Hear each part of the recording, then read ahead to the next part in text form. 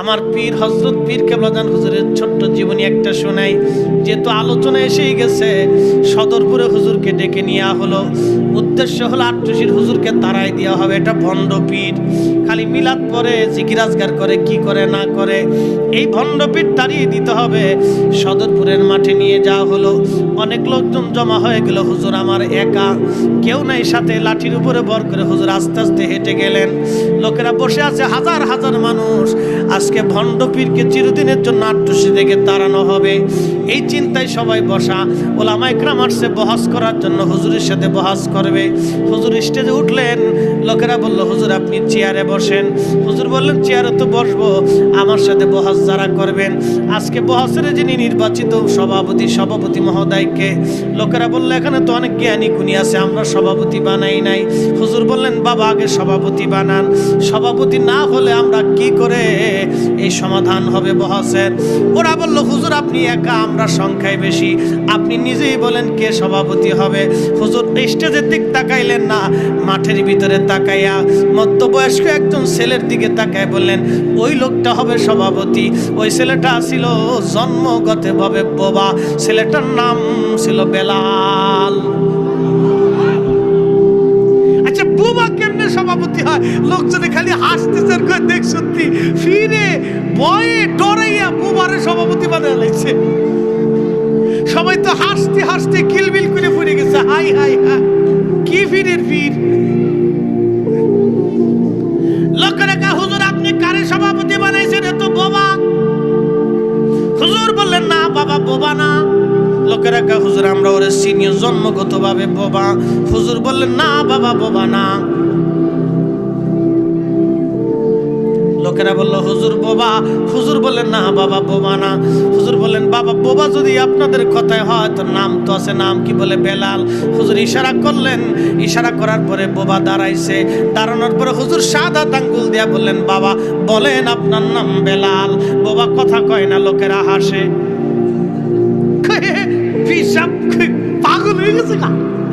কেউ কেউ ফিরে পাগল হয়েছে, দেখছো এখন বোবারে নাম শিখে। হুজুর আবার বললেন, বাবা বলেন আপনার নাম বেলাল। বাবা কথা বলে না। দ্বিতীয়বারে আল্লাহর ওলি একটা ধমক দিয়ে বলেন, বলেন আপনার নাম বেলাল। বাবা চিৎকার মেরে বলে উঠল, আমার নাম বেলাল। নারে রিসালাত, নারে রিসালাত, নারে রিসালাত। ওলি আল্লাহ যেখানে, ওলি আল্লাহ যেখানে, পাওয়ার আছে, পাওয়ার আছে, লা খাউফুন, ভয় নাই। আর বহস লাগবে? ওলি আল্লাহর বহস লাগে না, ওলি আল্লাহর বহস লাগে না। ইমাম শাফিঈ, ইমাম শাফিঈ চার ইমামের এক ইমাম, চার আলেমের এক আলেম। আমার দেশে তো এখন ছাতা কিছু আছে, কোনো মাযহাবই মানে না। কি কথা কন না, আছে না? কোরআন হাদিস থাকতে আবার মাযহাব মানতে হবে কেন? আরে ডাক্তারি শাস্ত্রের বই কিতাব থাকা অবস্থায় তুই ডাক্তারের কাছে যাস কেন? কি কথা কন না কেন? অ্যালোপ্যাথিক, হোমিও, হার্বাল সব চিকিৎসার বই আছে না? তুই একজনের পেটে খুব ব্যথা হয়েছে, হার্টের ব্যারাম হয়েছে, হেতে যে হার্ট বিশেষজ্ঞের কাছে বললেন, স্যার আমি তো খুব অসুবিধা। তো হার্ট বিশেষজ্ঞ চেকআপ টেকআপ করে দেখলেন যে আপনার হার্ট অপারেশন করতে হবে। তো উনি বললেন যে দেখেন, এই হার্ট তো আপনার অসুবিধা, প্রেসক্রিপশন করব। আমরা তো যেই বই পড়ে ডাক্তার হয়েছি, আপনি ওই বই পড়ে ওষুধ নিয়ে খান গে। আচ্ছা বলেন তো রোগীর অবস্থা কি হবে? হ্যাঁ, তা আমার দেশের এরকম কিছু বলদ তৈরি হয়েছে, নতুন বলদ। এই কথা কন না কে? নতুন বলদ। কোরআন সুন্নাহ আছে, আবার মাযহাব মানতে যাব কেন? ফির মানতে যাব কেন? কোরআন হাদিসই তো যথেষ্ট। এই বেটা, পৃথিবীর কোন সিলসিলা, কোন তরিকা কোরআন সুন্নাহ ছাড়া না। তারা কোরআন সুন্নাহ থেকে প্রেসক্রিপশন তৈরি করে দিচ্ছে। আমরা প্রেসক্রিপশন মানি, চার ইমামের চার প্রেসক্রিপশন, তার তরিকার চার প্রেসক্রিপশন। প্রেসক্রিপশন একই, কেউ বেক্সিমকোর ওষুধ দিছে, কেউ আপনার ইনসেপ্টার ওষুধ দিছে, কেউ স্কয়ারের ওষুধ দিছে। ওষুধ একটাই, এক এক কোম্পানির এক একটা। কি কথা কন না কেন? প্রেসক্রিপশন একটাই, প্রেসক্রিপশন একটাই। ওরে বলো, ডাক্তার ছাড়া রোগী যদি বই পড়ে ওষুধ কিনে খায় তো রোগী দেখবে যে জ্বরের ওষুধ কিনবার যায় বাথরুমের ওষুধ কিনে ফেলাইছে। জ্বর তো সারবে না, 7 দিন পর্যন্ত বাথরুমে নিয়ে পরে শিক্ষির ফেরে মরবে। বুঝে কবরে যাবেন, বুঝে কবরে যাবেন। পৃথিবীর 4 ইমামের এক ইমাম। কয় ইমামের? 4 আলেমের এক আলেম, তিনি ইমাম শাফিঈ রাহিমাহুল্লাহ। রোম রাজ্য থেকে খলিফা হারুনুর রশিদের কাছে চিঠি আসছে, খলিফা তোমাদের কলিজার মধ্যে যদি সাহস থাকে, আমি রোম থেকে বড় বড় জ্ঞানী গুণী পণ্ডিত পাঠিয়ে দিচ্ছি তোমার ইরাকের বাগদাদে। তোমরা মুসলিমদের সাথে আমাদের বহস হবে।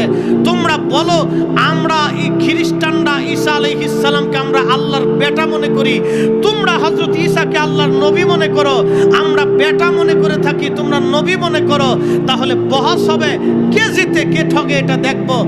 এই বহসের জন্য তারা জ্ঞানী গুণী পণ্ডিত মুবাহিস বিতর্ককারী যারা ছিল সব পাঠাই দিচ্ছে। খলিফার মাথায় চিন্তা, এটা যুদ্ধের চাইতেও বড় ভয়াবহ চিন্তা। কারণ যুদ্ধে একবার হারলে আবার জিতা যায়, বহসে একবার ঠকে গেলে আপনার মান ইজ্জত সব শেষ হয়ে যায়। তো খলিফার চিন্তা হলো যে এই বহসে যদি মুসলমান একবার হারে তাহলে আজীবন মুসলমান মাথা নত করে থাকবে, মুসলমান মাথা উঁচু করতে পারবে না, অসংখ্য মুসলমান ঈমান হারায় ফেলবে, খ্রিস্টান হয়ে যাবে। কি করা যায়? এই বহসের দায়িত্ব কাকে দেওয়া হবে? খলিফাতুল মুসলিমিন হারুনুর রশিদ উনি উজির আজমকে প্রশ্ন করলেন। উজির বললেন, হুজুর একটা সমাধান আছে। ফিলিস্তিনে একজন ইমাম আছে, তার নাম ইমাম শাফিঈ। উনি অনেক বড় বুজুর্গ, আবিদ, জাহিদ এবং ইমাম, অনেক বড় আলেম, অনেক বড় ইমাম তিনি। ওনাকে বহসের প্রধান দায়িত্ব দিলে আশা করি জিত হবে, এখানে হার হবে না। তো বলে তাড়াতাড়ি তাকে চিঠি লেখো। চিঠি লেখা হলো, হযরত ইমাম শাফিঈ রাহিমাহুল্লাহর কাছে চিঠিখানা পাঠানো হলো। খলিফা বললেন, ইমাম শাফিঈ, এই বহস থেকে যদি আমাদেরকে পরিত্রাণ দিতে হয়, আপনি ছাড়া আর কেউ নাই, একটু আপনি তাড়াতাড়ি ইরাকের বাগদাদে আসেন। হযরত ইমাম শাফিঈ চিঠি লিখলেন, হুজুর খলিফাতুল মুসলিমিন, আমি বহস করতে পারি, তবে শর্ত হলো বহসের দৃষ্টান্ত হবে, বহসের মানে জায়গাটা হবে দজলা নদীর পারে, আর বহসের সময়টা হবে জোহরের নামাজের পরে। জায়গা হবে দজলা নদীর পারে, সময় হবে জোহরের নামাজের পরে, আমি বহস করব। হযরত ইমাম শাফিঈ বহস করার জন্য গেলেন। রোম রাজ্য থেকে বড় বড় জ্ঞানী গুণী যারা তারা আসছে, বহস হবে, কে বহসে জিতে এটা দেখবো। হাজার হাজার লক্ষ লক্ষ মুসলমান, খ্রিস্টান, অন্যান্য ধর্মের যারা ছিল তারাও বহস দেখার জন্য আসছে, কে জিতে দেখবো। ইমাম শাফিঈ আসলেন, উনি স্টেজে উঠলেন না, দজলা নদীর পারে। খলিফাকে বললেন, খলিফা জোহরের নামাজ আগে পড়ে নিব, আমাকে একটা জায়নামাজ দেন, আমি আগে জোহরের নামাজ পড়ব। একটা জায়নামাজ ওনাকে দেয়া হলো। সবাই জায়নামাজ বিছায় জমিনের উপরে, ইমাম শাফিঈ জায়নামাজ বিছাই দিলেন দজলা নদীর পানির উপরে। পাওয়ার আছে? আছে? কে বলেছে লা খাউফ? আল্লাহ বলেন ভয় নাই, ওয়ালা হুম ইয়াহজানুন, চিন্তাও নাই, আর মুনশি কয় উপায় নাই।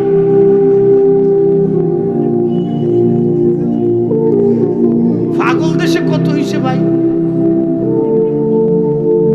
আল্লাহর জবানের কালাম, আল্লাহ বলে ভয় নাই, মুনশি কয় উপায় নাই। হযরত ইমাম শাফিঈ জায়নামাজ বিছায়া দজলা নদীর মাঝখানে গেলেন, জায়নামাজে চড়ে। সুবহানাল্লাহ খান। জায়নামাজের নিচে মনে অনেক দামি শক্ত তক্তা ছিল, স্পিড বোর্ড ছিল, পানির উপরে জায়নামাজ, জায়নামাজের উপর ইমাম শাফিঈ। জায়নামাজ কি কলা গাছ দিয়ে বানাইছে না?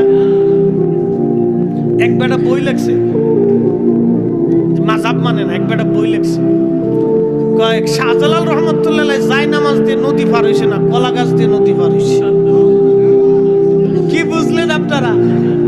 আমি কই বেটা তুই দেখছত কলা খাইছত কলা